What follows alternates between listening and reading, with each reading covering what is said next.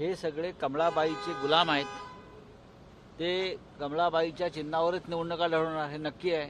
फक्त शिंदे गटातलेच नाही तर अजितदादा मित्रमंडळाचे पण जे काही नेते आहेत त्यांना सुद्धा भाजपवरच लढावं लागणार आहे। ठाकरे गटाचे खासदार संजय राऊत आणि पवारांच्या राष्ट्रवादी काँग्रेसचे आमदार रोहित पवार यांनी वर्तवलेली ही भविष्यवाणी।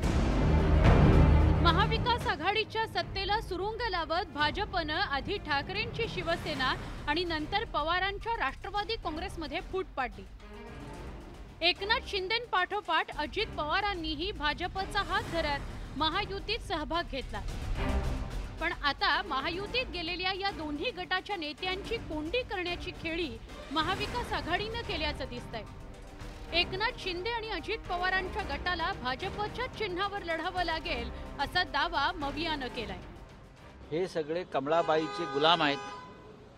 ते कमळाबाईच्या चिन्हावरच निवडणुका लढवणार हे नक्की आहे।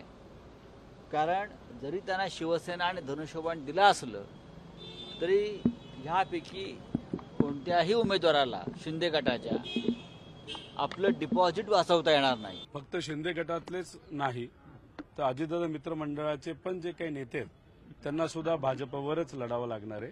हे तुम्ही नोट करून घ्या।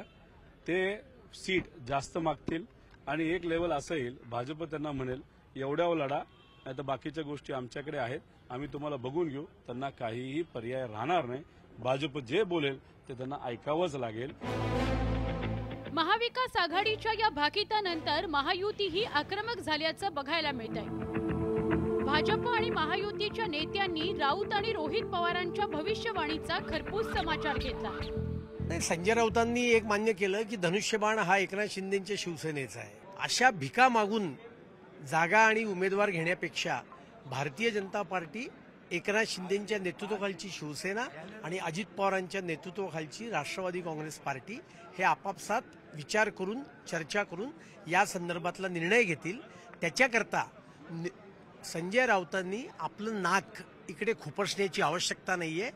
त्यांना किती जागा मिळतील हे जरा बघा। हिंदुत्वाचे विचार, मराठी माणसाचे विचार हे बाळासाहेबांचे विचार घेऊन आम्ही चाललेलो आहोत। हिंदुत्वाची युती हे गेले 25 वर्षापूर्वीपासूनची जी आहे ती शिवसेना भाजपची युती आम्ही घेऊन चाललेलो आहोत। त्यामुळे हिंदुस्थानच्या कायद्याप्रमाणे, निवडणूक आयोगाच्या कायद्याप्रमाणे आमच्याकडे शिवसेना मूळ पक्ष आहे आणि धनुष्यबाण आहे। एकंदरीतच येत्या काही महिन्यात लोकसभा निवडणुकीचं बिगुल वाजण्याची शक्यता आहे। या निवडणुकीत भाजपनं आधी मिशन 45 जाहीर केलं होतं, पण 5 राज्यांच्या नुकत्याच झालेल्या निवडणुकीनंतर भाजपचा आत्मविश्वास दुणावलाय।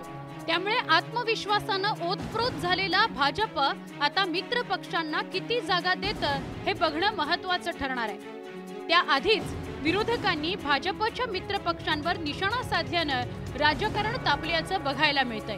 Bureau report, news 18 Lokmat.